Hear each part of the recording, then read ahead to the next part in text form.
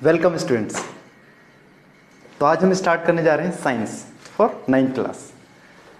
अभी तक 8th class में थे हम लोग और 8th क्लास में हमने साइंस पढ़ी थी, लेकिन हम जैसे ही 9th में आ जाते हैं, नाइन्थ में रहती तो साइंस ही है, लेकिन वो 3 पार्ट्स में डिवाइड हो जाती है। साइंस के 3 ब्रांच बन जाते हैं। पहला branch chemistry, then biology and then physics. 3 parts में उसको डिवाइड कर दिया गया है। ओके, तो पहले देख लेते हैं डिवीजन क्या है, किसके बेसिस पे है। उसके बाद हम देखेंगे उसके अंदर कंटेंट क्या है, क्या क्या हम लोग पढ़ने वाले हैं, है ना। तो पहले छोटा सा इंट्रोडक्शन ले लेते हैं साइंस के बारे में। 9th क्लास के लिए साइंस को, ये तो 8th क्लास तक साइंस ही रहती है, लेकिन जैसे ही 9th में आ जाते हैं हम लोग, इसको 3 पार्ट्स में डिवाइड कर दिया गया है।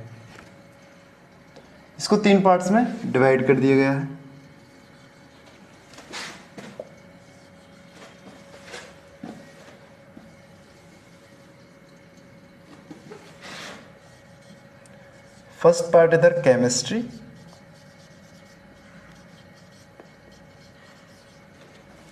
Biology and then physics.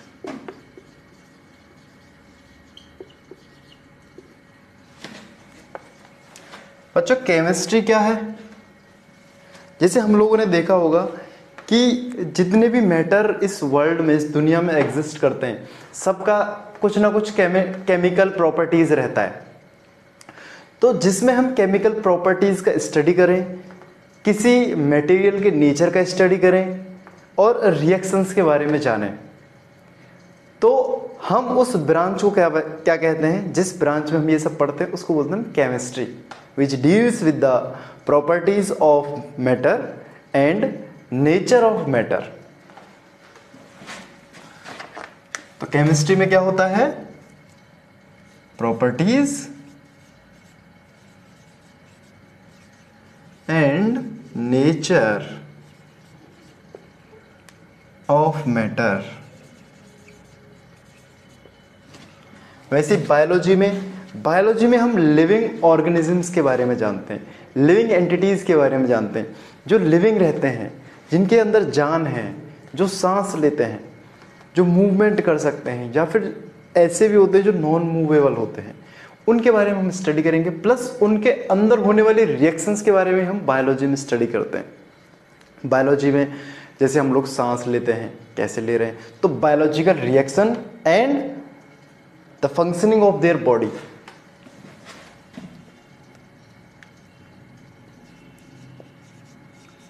Study of living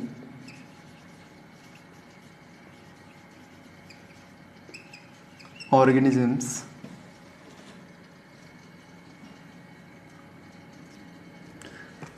reaction in them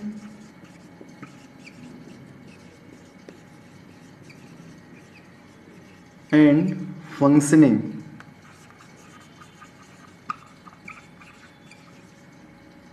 of body parts।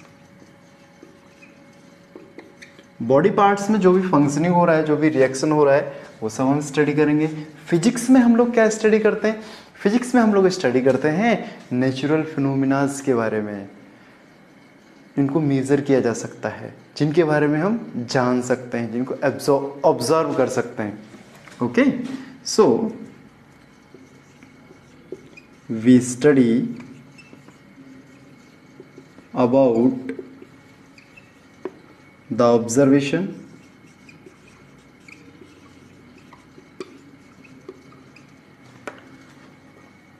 measurement,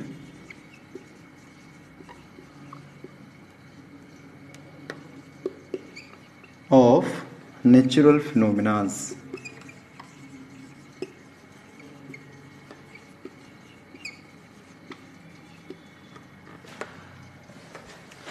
जिसमें हम नेचुरल फिनोमिना के बारे में स्टडी करते हैं। जैसे अगर आप फिजिक्स के बारे में समझना चाहते हो कि फिजिक्स एक्चुअली में क्या होती है, जैसे मैं बोल रहा हूँ तो आपके पास तक आवाज़ कैसे आ रही है, that is physics. Sun glow करता है तो हमारे पास तक लाइट कैसे आती है, दैट इज़ फिजिक्स। कूलर चल रहा है, कूलर से हवा हमारे पास तक कैसे आ रही है, दैट इज फिजिक्स। कूलर के अंदर मोटर कैसे रोटेट कर रही है, दैट इज फिजिक्स। इलेक्ट्रिसिटी कैसे फ्लो कर रही है, that is physics. Lightning, sky में लाइटनिंग थंडरिंग होती है, बिजलियां कड़कती हैं, that is physics. Air flow कर रही है, दैट इज फिजिक्स। कोई भी नेचुरल फिनोमिना हो रहा है, नेचर से रिलेटेड हो रहा है, that is happening just because of physics. वो सब किसकी वजह से हो रहा है, फिजिक्स की वजह से हो रहा है। तो इसमें सारा क्या हो जाता है, नेचुरल फिनोमिनाज, वो सब हम किस में पढ़ते हैं, फिजिक्स में, क्योंकि हम उनको ऑब्जर्व कर सकते हैं, क्योंकि हम उनको ऑब्जर्व कर सकते हैं और मेजर कर सकते हैं उनके कुछ चीज़ों को। बायोलॉजी में मान लो मैं बोल रहा हूं तो मेरे अंदर से ये जो बोलने की टेक्निक है वो कहाँ से आ रही है, वो फंक्शनिंग कैसे हो रहा है, दैट इज बायोलॉजी। मेरे अंदर ग्रोथ कैसे हो रही है, दैट इज बायोलॉजी। मेरे अंदर का छोटा छोटा एलिमेंट्स, सेल्स कैसे बिहेव कर रहे हैं, कैसे ग्रो कर रहे हैं, कैसे डिस्ट्रॉय हो रहे हैं, वो सब किस में आता है, बायोलॉजी में। डाइजेस्टिव सिस्टम किस में चल रहा है, बायोलॉजी में। मेरा मूवमेंट कैसे होता है, सब बायोलॉजी। क्योंकि बायोलॉजिकल चीज़ों में लिविंग ऑर्गेनिज्म से रिलेटेड, प्लांट एंड एनिमल से रिलेटेड जो भी कुछ हम पढ़ेंगे सब किस में आएगा, बायोलॉजी। केमिस्ट्री, मान लो मेरे पास वाटर है, वाटर, इसका हम फॉर्मूला देखें वाटर का, chemical formula that is H2O। तो हम हाइड्रोजन, ऑक्सीजन, इन सब के बारे में स्टडी करते हैं, मींस केमिकल प्रॉपर्टीज। वाटर की केमिकल प्रॉपर्टीज क्या है, इसका नेचर क्या है, वो सब हम किस में स्टडी करते हैं, केमिस्ट्री में। तो केमिस्ट्री हमें बताती है केमिकल नेचर, रिएक्शन और प्रॉपर्टीज के बारे में। बायोलॉजी लिविंग ऑर्गेनिजम्स में जो कुछ होता है उसके बारे में बताती है, और फिजिकल फिनोमेना में हमें कौन बताता है, फिजिक्स बताती है। ओके, तो हमको अब पता चल गया कि साइंस को 3 पार्ट्स में डिवाइड किया है। तीनों पार्ट्स कौन कौन से हैं, केमिस्ट्री, बायोलॉजी एंड फिजिक्स। अब सब में अलग अलग चैप्टर्स रहते हैं, सब में अलग अलग चैप्टर्स हैं। अगर आप 9th की बात करें तो उसमें केमिस्ट्री में स्टार्टिंग के एनसीईआरटी में स्टार्टिंग के 4-5 चैप्टर हैं। सबसे पहला चैप्टर है फंडामेंटल यूनिट ऑफ लाइफ। अगर हम केमिस्ट्री की बात करें तो केमिस्ट्री में स्टार्टिंग में 4-5 चैप्टर हैं। तो सबसे पहला चैप्टर जो केमिस्ट्री में आता है that is matter in our surrounding. हमारे सराउंडिंग में मैटर क्या है उसके बारे में पढ़ते हैं। हालांकि ड्यू टू कोविड-19 कोरोना वायरस की वजह से उस चैप्टर को इस साल 2020 और 21 के लिए उसको रिमूव कर दिया है, लेकिन वो सिलेबस में है। जैसे ही ये वायरस वगैरह का थोड़ा सा मिजरी कम हो जाएगी इसकी, तो हम आगे इसको पढ़ेंगे अगले क्लासेस में आने वाले में। तो केमिस्ट्री में फर्स्ट चैप्टर होता है मैटर इन अवर सराउंडिंग, और सेकंड चैप्टर केमिस्ट्री का होता है is matter surrounding us pure. First chapter अगर हम बायोलॉजी की बात करें तो बायोलॉजी में फर्स्ट चैप्टर है fundamental unit of life. Fundamental unit of life means cell के बारे में इंफॉर्मेशन दी जाती है इसमें। फिजिक्स में बात करें तो मोशन के बारे में बताया जाता है, मीन्स मोशन क्या हो रहा है, क्या हो रहा है, कैसे चल रहा है। तो वहाँ से तो हम आज जो क्लास में स्टार्ट करने वाले हैं वो फिजिक्स का फर्स्ट चैप्टर मोशन से स्टार्ट करने वाले हैं। ऐसा क्यों? क्योंकि ये सारी चीज़ें केमिकल प्रॉपर्टीज हमें दिखती हैं, नहीं दिखती हैं, बायोलॉजी दिखती नहीं है, माइक्रोस्कोप लेके आओ सबके पास नहीं रहता है, लेकिन मोशन वाली चीज़ें हम क्या देख लेते हैं, प्रैक्टिकली महसूस कर सकते हैं उन चीज़ों को। तो हमारे लिए ये समझना बहुत इंपॉर्टेंट है और बहुत ईजी हो जाता है, क्योंकि ये प्रैक्टिकली एग्जिस्ट करती हैं, हम देख सकते हैं। तो ये पार्ट हमारे लिए बहुत ईजी हो जाता है। तो अपना इंटरेस्ट साइंस में बना रहे, उसको अच्छे से डेवलप करें। तो पहला चैप्टर जैसे मोशन पढ़ते हैं हम तो बहुत ज़्यादा इंटरेस्ट आ जाता है ना। तो फिजिक्स का फर्स्ट चैप्टर हम स्टार्ट करने वाले हैं दैट इज मोशन। ओके, तो अब हम स्टार्ट करने वाले हैं मोशन। फिजिक्स का first chapter motion. It is very very easy chapter and very very interesting chapter and very very important chapter, because this chapter is the link for all other physics chapters. This chapter will be described. This chapters this chapter is further expanded in 9th class as a kinematics, you will study there. Okay, so motion. तो अगर आपके mind में छोटा सा question है कि motion क्या होता है, मोशन के बारे में क्या है, मोशन सबको पता है मोशन क्या होता है, लेकिन कैसे डिफाइन कर सकते हैं, कैसे समझेंगे मोशन क्या होता है। सोचिए थोड़ा सा, what do you mean by motion. हम समझ जाते हैं गति है, उसके अंदर कुछ थोड़ा मूवमेंट है, हम पता लगा सकते हैं, लेकिन एक्चुअली में मोशन होता क्या है, how you will define motion. When an object changes its position, when an object changes its position with respect to other objects. एक कोई भी ऑब्जेक्ट दूसरे ऑब्जेक्ट के हिसाब से अपनी पोजीशन चेंज करता है तो हम उस ऑब्जेक्ट को बोलेंगे वो ऑब्जेक्ट मोशन में है। फॉर एग्जाम्पल, मेरे पास एक पॉइंट है P1, दूसरा पॉइंट है मेरे पास P2। पॉइंट P1 को मैंने यहां से उठा के यहां रख दिया, तो क्या पॉइंट P1 ने P2 के रेस्पेक्ट में अपनी पोजीशन चेंज कर दी। पॉइंट P1 की पोजीशन यहां पे मान लो R थी, तो यहां पे क्या हो गई स्मॉल r, तो पोजीशन तो चेंज हो गई। इसीलिए हमने क्या बोला, that this point P comes in motion. ये पॉइंट P किस में आ गया, मोशन में। अच्छा, ये मोशन को समझने से पहले, ये तो सिर्फ सिंपल सी डेफिनेशन थी, इसमें कुछ बड़ी बात नहीं है, लेकिन मोशन को समझने से पहले हमें बहुत जरूरी है दो स्टेट्स के बारे में समझना, state of rest and state of motion. ये हमको पता रहना चाहिए, तभी हम आगे जा पाएंगे। उसके बाद हम स्टेट समझेंगे। अच्छा, स्टेट से पहले भी एक और इम्पोर्टेंट चीज आती है, दैट इज ऑब्जर्वर,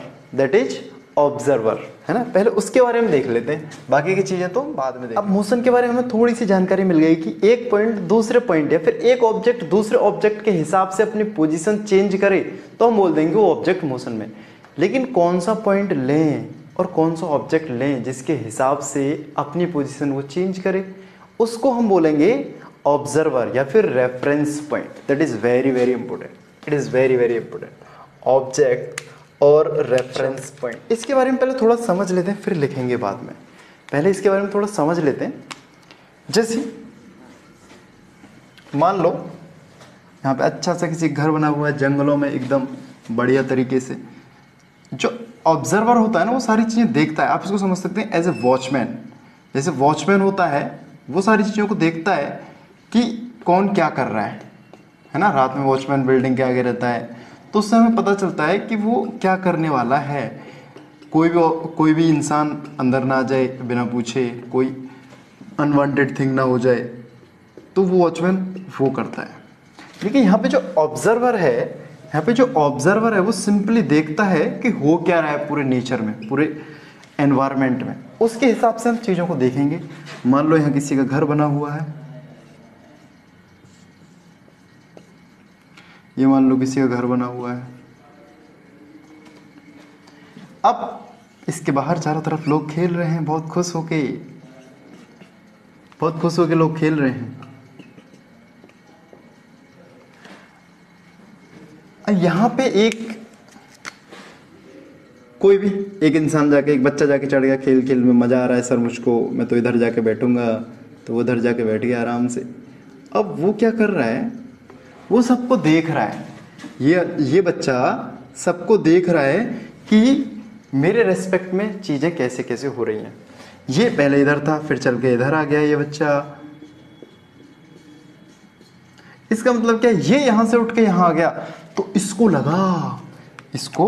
लगा जो ऊपर बैठा था, भाई पहले तो ये यहां था, लेकिन अभी ये उठ के यहां आ गया, तो मतलब इसने क्या बोला, he is in motion.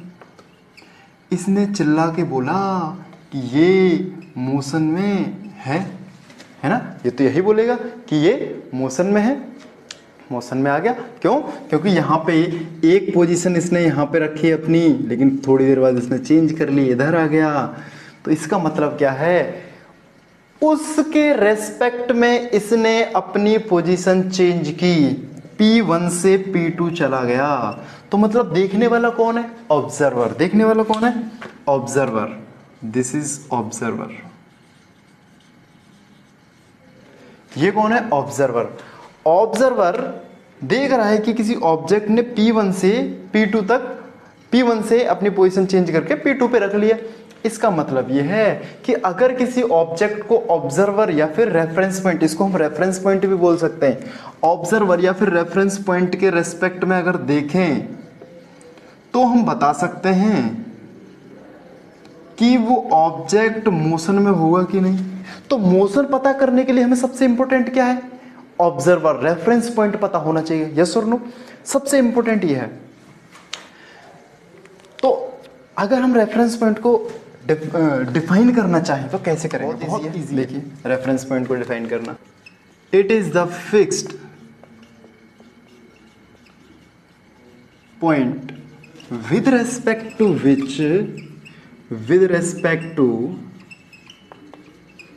which an object changes its position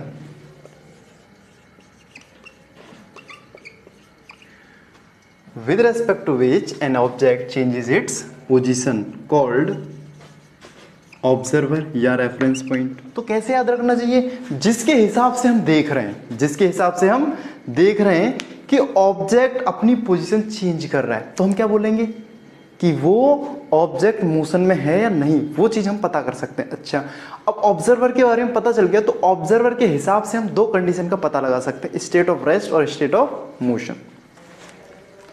अगर ऑब्जर्वर के बारे में पता चल जाता है तो हम दो चीजों को पता लगा लेंगे हम। One is state of rest and state of motion. State of rest और स्टेट ऑफ मोशन के बारे में हम पता लगा सकते हैं। स्टेट ऑफ रेस्ट क्या होती है? स्टेट ऑफ रेस्ट वो होती है जब ऑब्जेक्ट दूसरे ऑब्जेक्ट या दूसरे पॉइंट या फिर रेफरेंस पॉइंट या फिर ऑब्जर्वर के रेस्पेक्ट में अपनी पोजीशन चेंज ही ना करे, तो हम बोल देंगे क्या है वो? स्टेट ऑफ रेस्ट है किसी भी ऑब्जेक्ट का। मान लो कोई एक इंसान यहां खड़ा हुआ है, बहुत खुश है, ये इधर खड़ा हुआ है, और कोई एक इधर खड़ा हुआ है, दोनों एकदम रुके हुए हैं, है ना, no movement.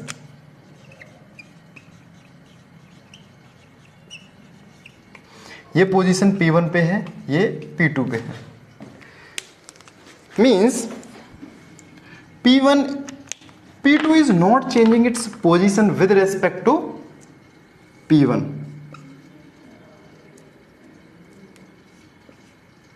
P2 is not changing its position with respect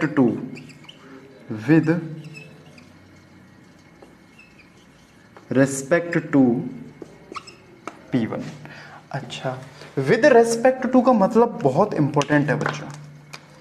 इसी से सारी कहानी खत्म होती है और शुरू भी इसी से होती है। विद रेस्पेक्ट टू इसका मतलब है के हिसाब से। क्या मतलब है इसका? के हिसाब से, किसी के भी हिसाब से। जैसे मेरे पास दो मार्कर है हाथ में, एक ब्लैक है और एक ब्लू है। ये ब्लैक मार्कर मैंने ऐसे पकड़ा हुआ है और ब्लू मार्कर ऐसे। मैं ब्लू मार्कर को ऐसे घुमा रहा हूँ, इधर से पूरी एकदम घुमा फिरा के पूरी दुनिया घुमा के ले आया मैं। तो इस ब्लू मार्कर ने ब्लैक मार्कर के हिसाब से अपनी बहुत सारी पोजीशन चेंज की। यस और नो? तो अभी तो ये पोजीशन चेंज कर रहा है। सोचो मैंने इस ब्लू मार्कर को ब्लैक के रेस्पेक्ट में ऐसे पकड़ा हुआ है, तो ना तो ये अपनी पोजीशन चेंज कर रहा है, ये तो फिक्स है क्योंकि ये ऑब्जर्वर है, रेफरेंस पॉइंट है। तो ब्लू मार्कर ब्लैक के रेस्पेक्ट में फिक्स्ड है, अपनी मूवमेंट नहीं कर रहा है, अपनी पोजीशन में कोई चेंज नहीं कर रहा है। तो हमने बोल दिया कि the blue marker point P2 is in rest, So that is the definition for rest. When an object does not changes its position with respect to another object, that is the condition for state of rest. अच्छा, state of motion state of motion क्या है? मान लो कोई भाई इंसान इधर खड़ा हुआ है, बाहर घूमने आया है, घर में काफ़ी दिनों से बंद था, उसको बाहर घूमना है, ऐसे बाहर चलने आया भाई, वो चल रहा है आराम से। और इधर एक इंसान साइकिल से जा रहा है, साइकिल से चल के जा रहा है। तो ये तो आगे भाग रहा है स्पीड से, है ना, मैंने दिखा दिया इसका स्पीड है इसके पास कुछ। लेकिन ये तो क्या है, रुका हुआ है रेस्ट में। अब इसके हिसाब से देखें, अगर हम इसको ऑब्जर्वर ले लें तो इस ऑब्जर्वर के हिसाब से इस साइकिल का पोजीशन लगातार चेंज हो रहा है। भाई अभी तो यहाँ है, थोड़ी देर बाद इधर आ जाएगी ये साइकिल, तो इसका मतलब क्या है, ये लगातार मूव कर रही है। इसका मतलब ये है कि ये स्टेट ऑफ मोशन में है। इसकी स्टेट क्या है, मोशन की स्टेट है। ओके, तो मोशन की स्टेट और रेस्ट की स्टेट हमें दोनों किससे पता लगती है, ऑब्जर्वर और रेफरेंस पॉइंट से, ऑब्जर्वर और रेफरेंस पॉइंट से। तो इतना हमको पता चल गया। ओके, अच्छा, इसके बाद एक बहुत इंपॉर्टेंट चीज आती है कि जो मोशन होता है, अभी तक हमने मोशन के बारे में सिर्फ जाना है कैसा कैसा होता है, लिखी नहीं है डेफिनेशन, लिखेंगे। एक दो चीज और जान लेते हैं पहले। रेफरेंस पॉइंट हो गया। अच्छा, एक इंपॉर्टेंट पॉइंट है कि कोई भी ऑब्जेक्ट, जो कुछ आप देख रहे हो, वो देखते तो हम अपने हिसाब से, है ना, taking our self as a point of reference. तो हम खुद को देखते हैं कि मैं पॉइंट ऑफ रेफरेंस हूं और मेरे हिसाब से चीजें कैसे चल रही हैं। तो मैं उस पेड़ पे बैठा हूं और मैं देख रहा हूं नीचे क्या चीजें हो रही हैं, तो मैं कौन हूं, रेफरेंस पॉइंट। तो जनरली हम खुद को रेफरेंस पॉइंट ले लेते हैं जब भी हमको चीजें दिखती हैं चलती हुई। लेकिन एक्चुअली में क्या है, कोई भी ऑब्जेक्ट इस दुनिया में नहीं तो एब्सोल्यूट रेस्ट में है और ना ही एब्सोल्यूट मोशन में है। ये क्या रिलेटिव टर्म है। क्या है ये, रिलेटिव टर्म। रिलेटिव का मतलब है एक दूसरे पे डिपेंड करता है, एक दूसरे पे डिपेंड करता है। जैसे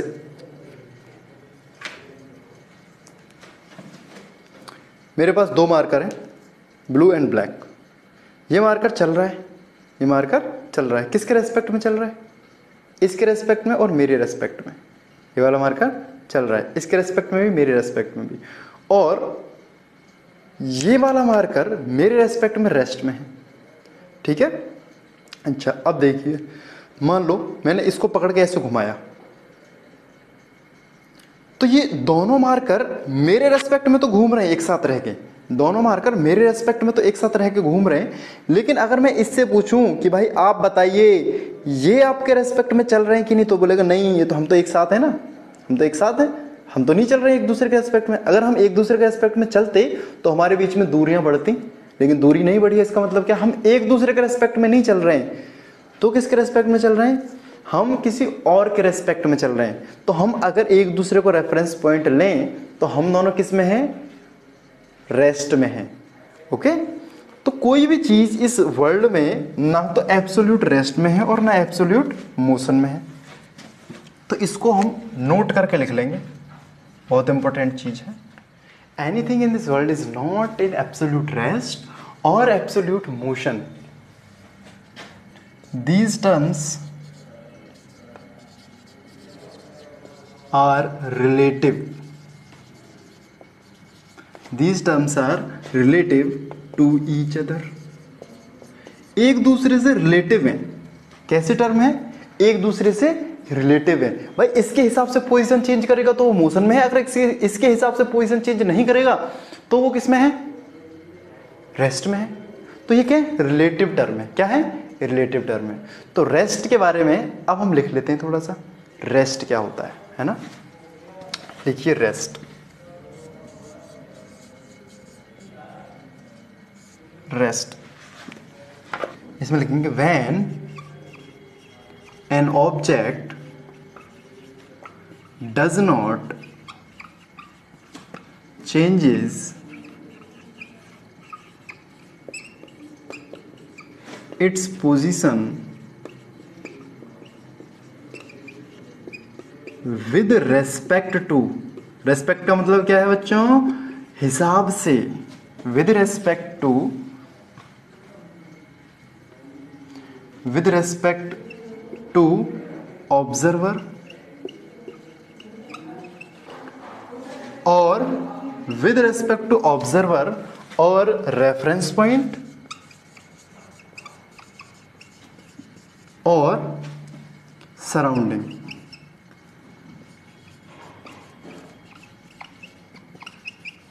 भाई सराउंडिंग के रेस्पेक्ट में भी चेंज ना करे, ऑब्जर्वर के रेस्पेक्ट में भी चेंज ना करे, और रेफरेंस पॉइंट के रेस्पेक्ट में भी चेंज ना करे। For example, then that is called, लिख लो इसको, then that object, then that object will be at rest। Rest की पोजीशन पे होगा वो ऑब्जेक्ट, है ना। उसके एग्जांपल्स लिख सकते हैं। एग्जांपल्स देखो, बोर्ड के रेस्पेक्ट में कैमरा क्या मूव कर रहा है? नहीं कर रहा है ना। कैमरा विद रेस्पेक्ट टू को बच्चों में WRT लिख सकता हूं, with respect to, camera with respect to board किस में है? रेस्ट में है, बिल्कुल, यस और नो। और एग्जांपल हम देख सकते हैं, जैसे हम किताब पढ़ रहे हैं, है ना, बुक पढ़ रहे हैं, तो हम पढ़ते पढ़ते चलते तो नहीं है, चलते हुए तो बुक भी हमारे साथ चलती है, यस और नो। ऐसा तो नहीं बुक दूर जा रही है और हम पढ़ते जा रहे हैं, है ना। तो हमारे हिसाब से बुक रेस्ट में, okay. Book with respect to reader, ETC। ऐसे बहुत सारे एग्जाम्पल्स हो सकते हैं। So this was all about rest. अब अगर हम मोशन के बारे में देखें, भाई मोशन किसे कहते हैं? अब आता है मेन पॉइंट, मोशन, ये वाला, इसकी डेफिनेशन ऑफ मोशन। मोशन की डेफिनेशन क्या होनी चाहिए? इसमें लिखेंगे हम, when an object changes its position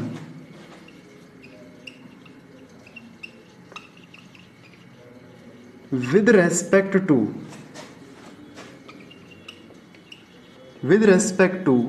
the observer,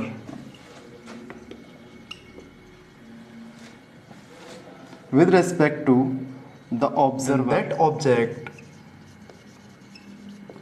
is called in motion। उसको हम किस में बोलेंगे? मोशन में। उसको हम किस में बोलेंगे? मोशन में। कि वो ऑब्जेक्ट किस में है? मोशन में। जैसे मैं आपके हिसाब से आगे पीछे हो रहा हूँ, साइड वाइड हो रहा हूँ, तो इसका मतलब क्या है? मैं आपके हिसाब से अपनी पोजीशन लगातार चेंज कर रहा हूँ, आपके हिसाब से अपनी पोजीशन को मैं चेंज कर रहा हूँ। तो इसका मतलब क्या है? आपके हिसाब से या बोर्ड के हिसाब से मैं किस में हूँ? मोशन में। Okay, so example you can write, teacher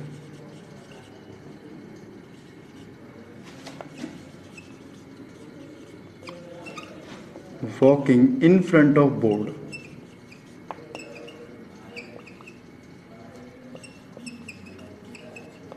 board है ना। बस इज मूविंग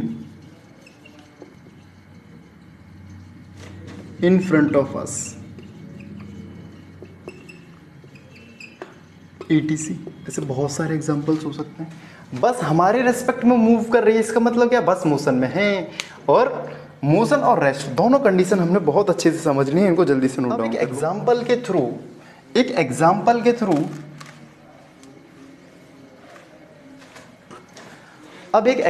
थ्रू हम समझ लेते हैं स्टेट ऑफ रेस्ट क्या है, स्टेट ऑफ मोशन क्या, बहुत अच्छे से समझेंगे। इससे state of rest, state of motion दोनों क्लियर हो जाना चाहिए एकदम। Okay, so let's see. मान लो एक बस है, वो रोड पे दौड़ रही है, एकदम अच्छी तरीके से चल रही है।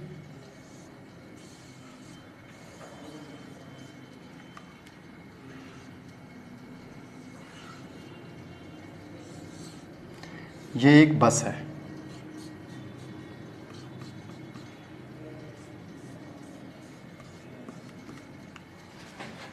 और इसमें कुछ लोग बैठे हुए हैं, खिड़कियां बना देते हैं।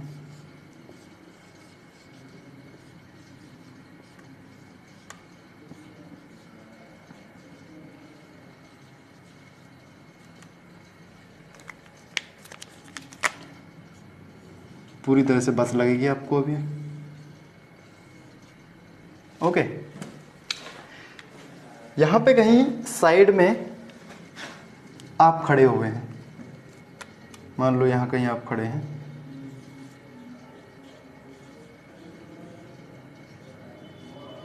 और आप ये सब देख रहे हो। क्या? बस में क्या हो रहा है, ये सब आप देख रहे हो बस की तरफ। और बस में क्या है, कुछ लोग बैठे हुए हैं, बस में कुछ लोग बैठे हुए हैं।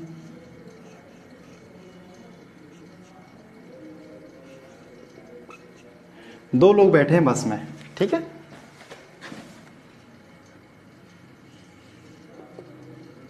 एक थोड़ा सा मोटा है, एक थोड़ा सा पतला है, लेकिन बैठे तो हैं दो लोग। दो लोग बैठे हैं बस में और एक इधर है। तो हमने बोला इसको ए और दूसरे को बोला हमने बी। ए बी और सी इधर से देख रहा है ना। और बस अपनी रफ्तार से आगे बढ़ती जा रही है। स्पीड, इसके पास कुछ स्पीड है, उससे वो आगे चलती जा रही है बस। इसने, सी ने ए और बी को देखा, है ना, तो लिख लेंगे यहां पे A and B with respect to C